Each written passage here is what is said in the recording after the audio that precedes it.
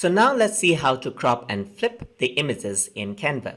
So I have my image right over here, as you can see, and on the top you have the crop and flip option.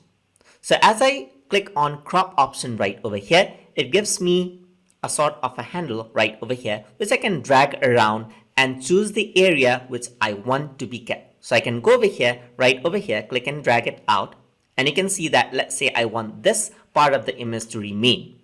And once I'm happy, I can simply click on done right over here, and there is the image. So I can resize this out however I want, as you can see right over here. But the image itself is not deleted. If I still want the image data, I can simply click and drag it right over here, and the data is still there, as you can see right here.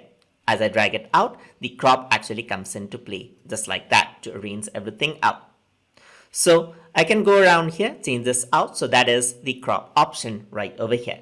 The other option we have is flip. So I can flip it horizontally, as you can see right over here, just like that, or flip it vertically. And this is how I can change how the image looks right over there.